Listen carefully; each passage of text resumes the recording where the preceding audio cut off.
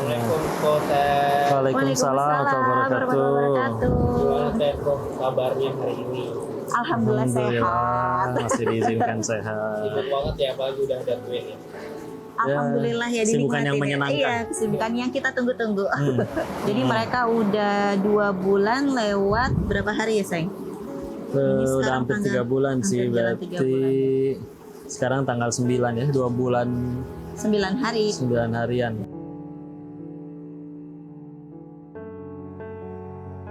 Pas ya, kayak aku bilang tuh kisah kita, promil kita itu kayak gayung bersambut. Jadi awalnya itu aku udah bilang nih sama Koko, pengen banget ya punya anak laki-laki yang soleh gitu, udah karena dunia ini kekurangan anak laki-laki yang soleh. Terus kita sempat kayak alhamdulillah ada rezeki buat hajian. Nah di momen hajian itu kita tuh doa minta keturunan, terutama minta anak laki-laki yang soleh kayak gitu. Nah memang pada saat itu tuh kayak gayung bersambut pada saat kita minta sama Allah, dan kita memang pengen banget untuk naikin tingkat dari yang awalnya promil alami belum berhasil, inseminasi belum berhasil, sekarang kita pengen banget yang namanya itu naikin ke program bayi tabung atau IVF. Alhamdulillah kita langsung menyambutnya dengan wah seneng banget kayak gitu. Allah yang gerakin.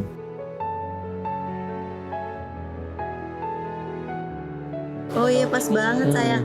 Jadi Bocah Indonesia tuh ulang tahun yang ke-6. Nah kita juga ini dalam proses menuju ulang tahun pernikahan yang ke-6 juga. Masuk tahun ke-6. Tahun ke-6 juga. Ini Jadi rada sama nih. iya sama nih alhamdulillah. Kenapa sayang kita pilih Bocah Indonesia? Jadi kan kalau kita mohon sama Allah, terus jawabannya itu kan nggak melulu dalam bentuk mukjizat kayak para nabi ya, tapi kayak dipertemukan dengan orang-orang atau diperkenalkan dengan siapa yang jadi jawaban dari doa itu. Nah kalau ngelihat dari timelinenya, dari upaya, doa, terus tahu-tahu klinik atau pusat fertilitas itu kan sebetulnya banyak. Tapi terus akhirnya yang Allah datangkan, digerakkan, merekanya mau ngomongin kita juga mau mencari ketemunya juga dengan mereka, ya adalah Bocah. Jadi oh mungkin ini jawaban dari Allah nih, dari doa-doanya untuk supaya ikhtiar yang pengen punya keturunan itu, wasilahnya kan upayanya ikhtiarnya harus ada, ya ternyata adalah Bocah. Karena ya dari timelinenya seperti itu sih. Kalau Yuda pribadi kenapa tergerak hatinya ya untuk memilih Bocah Indonesia itu, jadi kayak satu, pas kita datang ke Bocah Indonesia itu jujur auranya itu beda banget. Biasa kalau kita datang untuk program hamil, aura klinik ya ibaratnya itu kan beda lah. Jadi Baunya kayak juga beda. lebih kayak ada tekanan, terus dari baunya juga beda, terus dari kayak tata ruangnya juga beda. Nah pertama kali lihat Bocah itu kayak hotel gitu. Nyaman. Jadi desainnya bagus, terus tempatnya nyaman kok kayak hotel yang nggak bikin kita tuh setiap mau ke sana itu kayak tertekan, stres. Karena beberapa kali kan kita coba program hamil, memang kita tuh setiap mau datang ke tempatnya itu tuh kayak ih males banget. Nah pas yang ke Bocah tegang. itu iya pas ke Bocah itu kayak apa ya, kayak piknik gitu ya, kayak refreshing, kayak healing gitu. Udah gitu ketemu sama dokter-dokter yang alhamdulillah rezeki kita juga dapat dokter yang baik banget. Ada dokter Bilioni, ada dokter Panji, ada dokter Regina, terus ada dokter Gito. dokter Gito. Jadi tuh ketemu sama dokter yang apa ya, ngertiin kita, terus nggak yang judge kita. Bener-bener tuh kayak kita punya sahabat, punya teman, punya guru yang mau dengerin kita, mau kasih kita support. Akhirnya kita tuh jadi kayak punya semangat buat berjuang lagi gitu. Jadi kayak alhamdulillah nih ketemu tempat yang tepat. Alhamdulillah juga jadi rezekinya di Bocah. Dia punya 2 bocah nih. Iya. 2 bocah.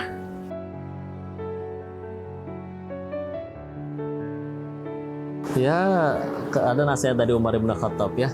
Kalau kita nggak ikhlas sama takdir dari Allah, masalahnya juga nggak beres. Udah gitu kufurnya bisa jadi dosa. Tapi kalau kita ridho sama takdir Allah, mudah bagi Allah ngubah takdirnya, dan sambil ngejalanin itu semuanya nggak ada yang sia-sia. Semuanya jadi pahala, jadi amal soleh. Jadi kayak kita sudah di titik udah apalagi yang mau dikeluhin. Toh sebetulnya kita udah sama-sama menyadari bahwa justru salah satu nikmat terbesarnya adalah kamu di sisiku adalah nikmat terbesar. Jadi bukan berarti rumah tangga ini akan menjadi amat sangat buruk kalau tidak ada anak-anak ini, bukan. Tapi justru jadi indahnya kan karena kamunya sendiri adalah anugerah. Maka apapun yang kau alami bersamamu, mau ada keturunan nggak ada keturunan, mau lapar, mau kenyang, mau kehujanan, mau kepanasan, kamunya sendiri adalah nikmat. Jadi ya udah.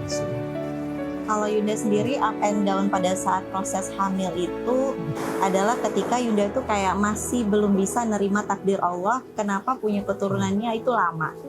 Masih kayak mungkin di hadapan Allah itu Yunda sombong karena pernah bertanya gini, ya Allah, kenapa yang pacaran kau berikan keturunan cepat? Kenapa yang melalui proses yang engkau sukai, yang engkau perintahkan itu dapat keturunannya seperti kami ini lama kayak gitu. Jadi merasa sombong, merasa kayak ya harusnya aku cepat, padahal siapa kita gitu. Padahal kan Allah juga mengatakan bahwasannya ya kita bakalan diuji kayak gitu. Tidak akan dibenarkan kita merasa sudah beriman sebelum kita diuji gitu. Jadi pada saat Yunda ngerasa kayak kenapa ya lama gitu. Nah pada saat Yunda nggak bisa nerima takdir Allah itu, ya makin berat gitu hati Yunda. Dan disitulah proses mental Yunda itu jadi down banget. Sebenarnya itu konflik dari dalam diri sendiri gitu. Karena kalau sama suami kita satu, kita nggak pernah ada yang cekcok cuman gara-gara keturunan tuh enggak sih. Paling kita tuh cuman kayak kokonya udah capek banget, tapi Yundanya pengen banget untuk program, kan itu hanya hal-hal biasa. Tapi kalau dalam diri tuh kayak belum nerima gitu. Nah tantangan Yunda pada saat promil ini adalah bagaimana Yunda menjalani promil ini dengan hati yang sudah benar-benar menerima takdir Allah. Jadi kalau Yunda udah jalan nih dengan oke Allah, Yunda terima. Kalaupun emang engkau takdirkannya itu lama kayak gitu, aku terima asal engkau suka kayak gitu. Aku terima asal engkau ridhoi nih prosesnya. Nah pada saat Yunda bilang aku ridho, jadi kita ngejalanin step by step di bocah itu kan banyak ya, mulai dari bersihin Yunda dulu kayak tubanya, terus kayak sel telurnya kecil-kecil, terus kayak ada macam-macam. Itu kan butuh pelan-pelan. Nah ketika kita ridho dengan takdir Allah, kita se-enjoy itu ngejalanin program IVF di bocah, dan itu berbeda banget dengan diri kita yang sebelumnya program. Kalau dulu pengen ketika program tuh tujuannya satu, punya anak. Nah ketika kita program yang kali ini, yang alhamdulillah berhasil ini, kita udah ubah semua persepsi itu. Jadi bukan lagi tujuan utamanya bukan punya anak gitu, tapi tujuan utamanya adalah Allah ridho. Jadi kalau udah Allah ridho, mau dikasih nggak dikasih, berikan kelapangan hati gitu. Nah itu terbukti banget, kayak misalnya ada penundaan juga ya kata dokter Bi, jangan sekarang dulu untuk embrio transfernya. Kalau kita tuh pada saat dibilang ditunda ya nggak apa-apa gitu, kita ikutin banget bener-bener apa kata dokter, karena memang sadar yang penting prosesnya Allah ridho, kita ikutin semuanya kayak gitu. Dan ketika aku bener-bener ngerasa kayak oke, aku plong, aku enjoy ngejalan ini, akhirnya semua tubuh tuh support ya, kayak siklus mensnya jadi baik gitu kan, pokoknya semuanya jadi baik. Nah ketika itu akunya oke, suasana hati oke, ketika program oke, dan kita satu ya insya Allah lah. Jadi kitanya udah harus selesai dulu sama diri kita sendiri, karena ketika kita punya anak, kalau kita belum selesai sama diri kita sendiri kan berego. Misal ya, contoh sudah aku nih, ibu baru ya. Ibu baru nih, misal kalau kita belum selesai sama diri kita sendiri, ih capek banget ya, suami udah mulai kerja lagi, suami udah mulai ketemu banyak orang lagi, sementara aku hanya berkutat dengan merah ASI, ngasih ASI, dan gantiin popok lagi. Itu kalau belum selesai sama diri sendiri kan. Tapi kalau ketika kita, aku udah ridho, ya ketika kita dapat amanah ini ya, emang ini yang kita tunggu-tunggu kayak gitu. Balik lagi ketika capek, balik lagi ke situ lagi, ridho lagi kayak gitu. Dan karena kan ujian ada terus ya. Dan justru di situ pahala paling gede. Iya.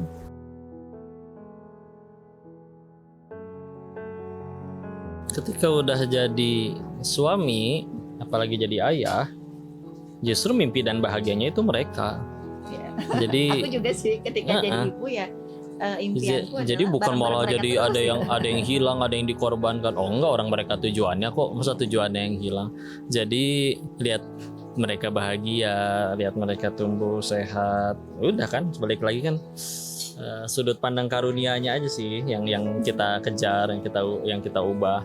Nah kalau misalkan ya itu dia tadi, kalau balik lagi yang awal, hidup itu kan gak cuma tentang diri kita doang, aku harus senang semua kepengenku terkabul. Enggak, justru ada kebahagiaan lebih besar, yaitu ketika ngelihat orang yang disayang itu bahagia. Kalau aku, impianku ya dari dulu tuh pengen banget itu, kan biasanya dakwah tuh cuma berdua ya, pengen banget tuh anak-anak ikut. Bahkan impian kecil yang menurutku tuh manis banget adalah nanti ketika kita kajian atau kita udah di atas mimbar, terus kita ceramah ibaratnya gitu, anak-anak itu buka duluan, mereka yang baca surahnya, terus mereka baca sari tilawahnya, dibuka sama anak-anak dulu. Jadi pengen banget sekeluarga itu kita jadi keluarga dakwah gitu loh. Jadi anak-anak tuh udah mencintai dakwah Islam, gimana mereka itu hidup bukan cuman hidup untuk diri mereka sendiri, tapi juga bisa hidup untuk jadi jalan kebaikan untuk banyak orang kayak gitu. Sedari kecil pengen banget sih mereka ikut. Maka ini papanya udah mulai ada jadwal kemana. Ini anak-anak kalau udah 6 bulan pengen pindah aja. Pengen mulai ikut dikenalin gitu kan, oh ini dunia dakwah itu. Bahkan ada yang luar biasa banget, jadi ada guru Yunda tuh baru melahirkan banget ya sayangnya, itu anaknya masih merah banget karena memang beliau ceramah ya, mungkin memang gak ada yang bantuin juga, masih bayi merah dan ikut sambil ibu yang ngajar Quran, anaknya di pangku. Dan itu kerasa banget sampai anaknya gede, anaknya cinta Quran gitu. Dan itu kerasa, dan itu yang impian Yunda banget ya, impian kita bersama juga. Mudah-mudahan bisa terlaksana, amin.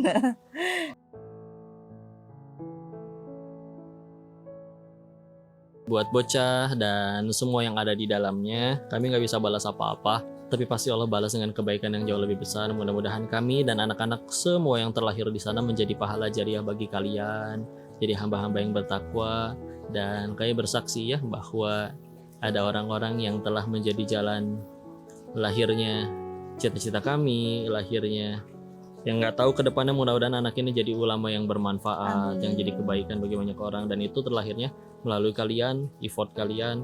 Maka bismillah, mudah-mudahan amal itu jadi amal yang Allah terima, jadi bekal kita untuk pulang ke hadapan Allah.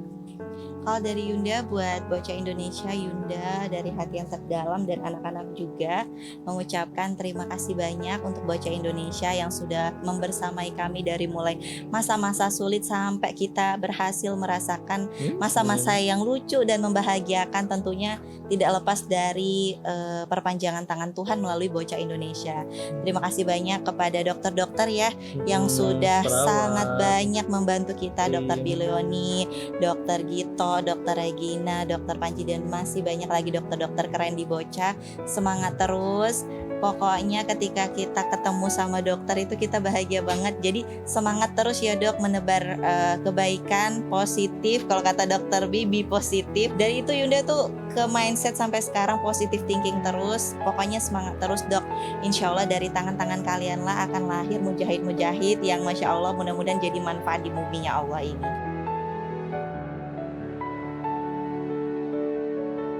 Kalau kalian ada yang masih berjuang belum tercapai, maka Koko bilang selamat. Berarti pahala kalian pasti jauh lebih banyak dan kalian jauh lebih mulia di sisi Allah. Buat yang sudah tercapai, tingkatin syukurnya. Ingatlah bahwa ini baru jadi nikmat kalau membuat kita nambah dekat sama Allah. Jadi kalau malah membuat kita nambah jauh dari Allah, bukan nikmat, hati-hati. Na'udzubillah. Untuk semua pejuang garis 2, Yunda pengen sampaikan, jangan sedih. Sedih boleh, tapi kita harus bangkit lagi, karena ingat niat kita pengen punya keturunan adalah kita pengen support orang-orang baik lebih banyak lagi di muka bumi ini. Jadi kita harus semangat. Ketika kita semangat, Tuhan juga nggak akan tinggal diam kok. Ketika kita bergerak terus, Tuhan juga nggak akan diam juga. Dia pasti akan melihat usaha kita, doa kita, air mata kita. Aduh, jadi pengen nangis nih.